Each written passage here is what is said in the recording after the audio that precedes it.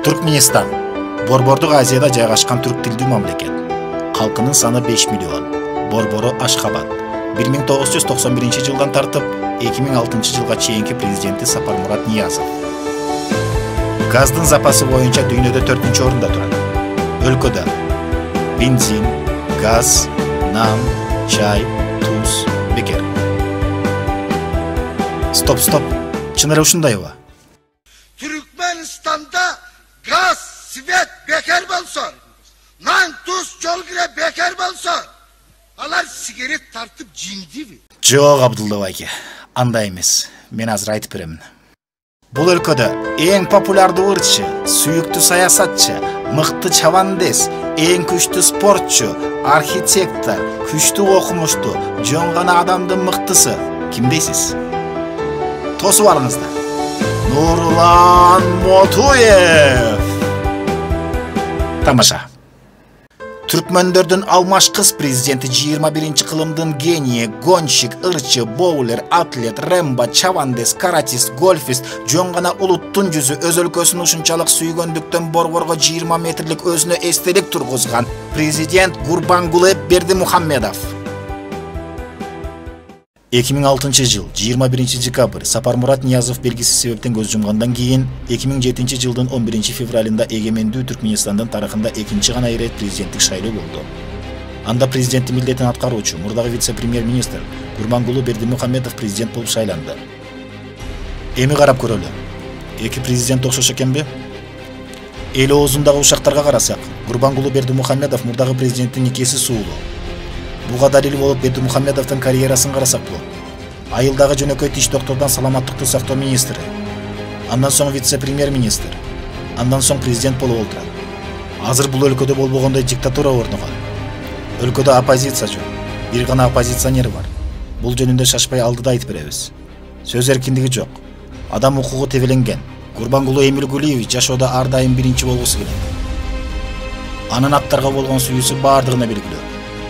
Легендарлуу Акалтекин аттары көптөн бери Түркменистандын визиттик карточкасы болуп эсептелет. Өзүнүн акылдуулугу, ой жүгүртүүсү, грациясы менен дүйнөдөгү эң кымбат жылкылар болуп эсептелет. 2013 жылы президент өзү аламан байге уюштуруп өзү катышты. Мына бул жерде алдыга чыгып маарага биринчи келди. Бир нече убакыт өтпөй эле ат чалынды. 60 км ылдамдыкта президент менен кошо жыгылды. Ипподромдун бардыгы карап турушту. Түркменистандын УКМКсы бул фактыны жашыргысы келип тартып аткан көрүүчүлөрдүн камерасын баарын тартып алышкан. Бир аз убакыттан кийин аркадагы өзүнө келди да аттын жанына барды. Атты жазалашкан жок. Мына мен жанагы айтып аткан Түркменистандагы жалгыз оппозиционер ушул ат болуп эсептелет. А президент болсо $11 миллион алып жеңишке жетти. 2017 жылы Ашхабадда Азия оюндары өтүшү керек эле. Кыска убакыттын ичинде борборду оңдоп түзөө иштери башталды.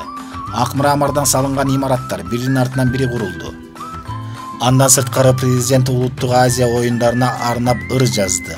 Алга, Түркменистан алга. Ыр натыйжада Азия оюндарынын гимни болуп тандалды. Азия оюндары болсо Түркменистанга $8 миллиард турду.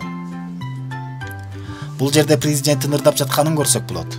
Талантына таазим эткен эл аркадак деген наамы ыйгарышты. Мындан сырткары Бердимухамедов өзүнө наам берип сыйлык тартуулаганды жакшы көрөк. Белгилей кетсек, Түркменистан Республикасынын эки жолку баатыры, Түркменистанга болгон сүйүүсү үчүн медаль, Түркменистандын эгемендүүлүгүнө 11 жыл медали, Түркменистандын эгемендүүлүгүнө 19 жыл медали, Түркменистандын эгемендүүлүгүнө 20 жыл медали. Ал эми окумуштуулар берген наамдар менен сыйлыктарды айтпай эле коелу. Бул жерде президент штанганын грифин көтөрүп атканын байкасак болот. Ага кол чаап турган министрлерди көрүп айлаң жок күлкүм келет. Бул жерде чиновниктер аркадактан белек алып атышат. Эмне белек дебейсиздерби? Куран? Жок, Куран эмес. Жөн гана президент 35 жолу чай жөнүндө китеп жазган. Ошол китепти алып атышат. Андан сырткары президент министрлерге физкультура сабагын өткөндү жакшы көрөт.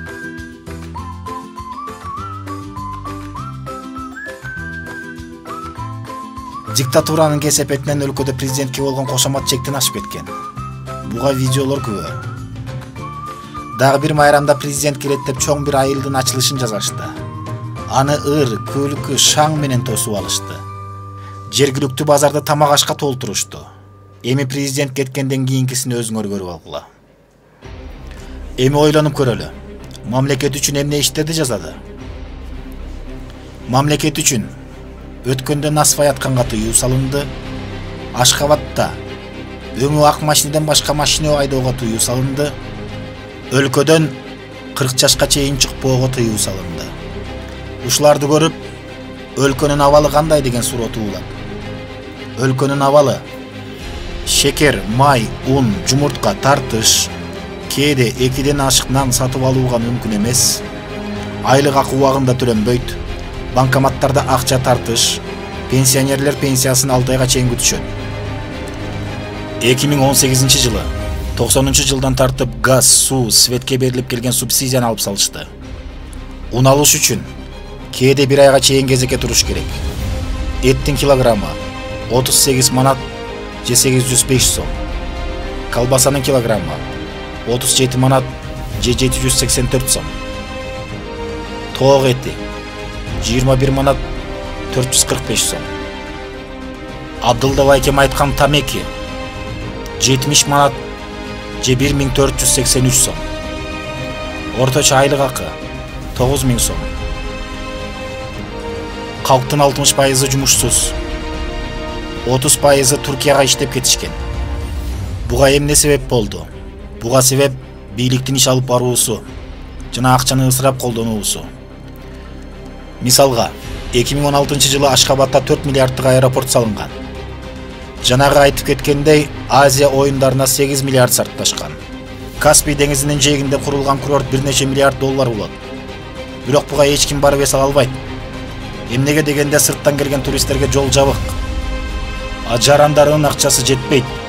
Мындан бир нече жыл мурун газды Россия, Кытай, Иранга экспорт кылышчу.